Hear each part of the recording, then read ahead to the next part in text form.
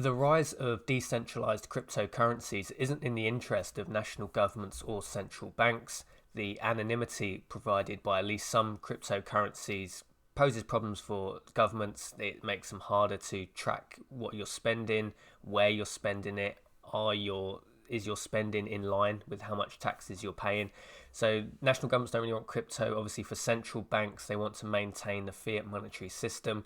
Fiat money, of course, backed by nothing. So it only really works off the idea that the pound in your pocket, the dollar in your wallet, the euro in your bank has value. It's not backed by anything really, nothing tangible in most of its value.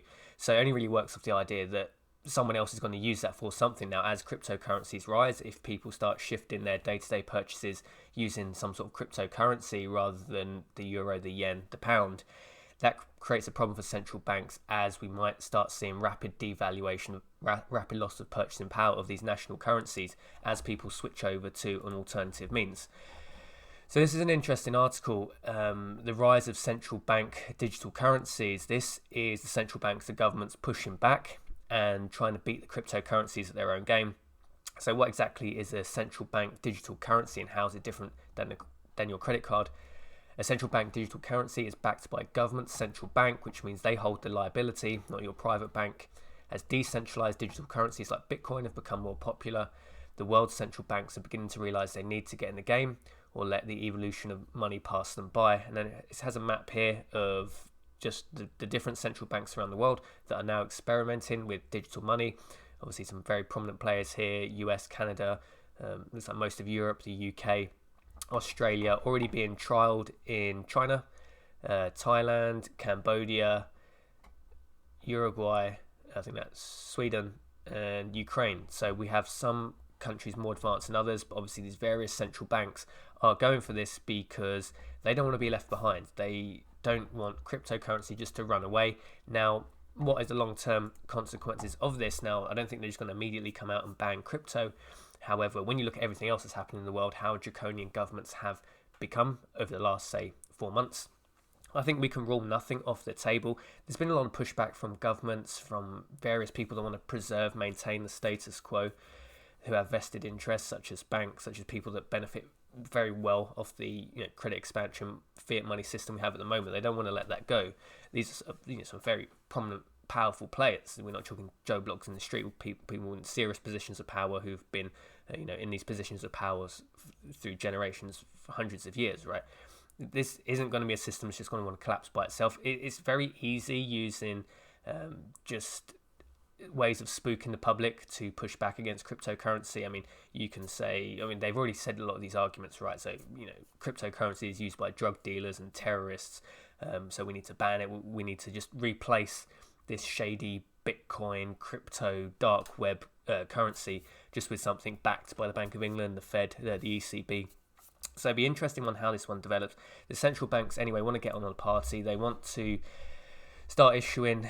This isn't going to be a direct competitor really for Bitcoin, but they want to get in on the market. They want to get on the action potentially. I think this is one of the biggest problems that I think crypto really has is selecting which one is going to be the default, whether it's Bitcoin. I'm not really a crypto expert, but people tell me Bitcoin has a lot of problems. But the market needs to select, like the market selected over thousands of years. Gold is like the default where you put wealth preservers. It's the default money over 5,000 years. That's what they've selected. Crypto kind of has a problem. It's going through like an evolutionary phase at the moment where they're selecting which one. It can be more than one, but it can't be more than, say, 3, 4. They need to have like a basically like how the world has the pound, the euro, the dollar, the yen as the kind of the big currency, Swiss franc. You need like just a small number of the default ones everybody kind of knows, and everybody knows that have value. So crypto is going through that phase at the moment. I think the big question is, will the central banks, will the governments clamp down on it? Because it poses a lot of problems to them. If you're just, obviously what gives fiat money value is you have to pay your taxes in it, and besides that, it's just every shop basically takes the national currency. If we start getting a shift in that, if shops and other businesses, online retailers, start conducting more in crypto, that's a big problem for the central banks. You're still going to need to pay your taxes in it, but people could just do like 99% of their purchases in crypto, and they just convert back to pounds like once a year, to pay taxes. So, I mean, it's a big headache for central banks. We'll see where this goes with that. I don't think cryptocurrencies are certainly out of the woods yet.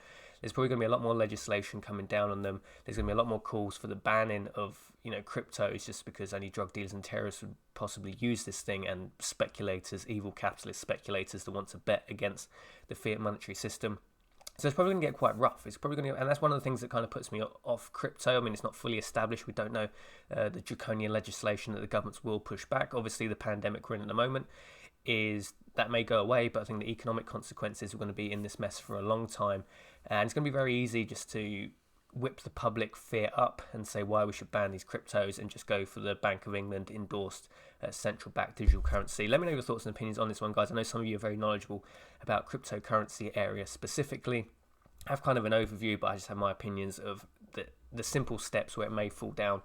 I mean, even if the governments outlaw it, if you're computer savvy, you'll probably be able to get around the blocks. But if you're not computer savvy, that could be it. You could be screwed. Your money could just be lost forever.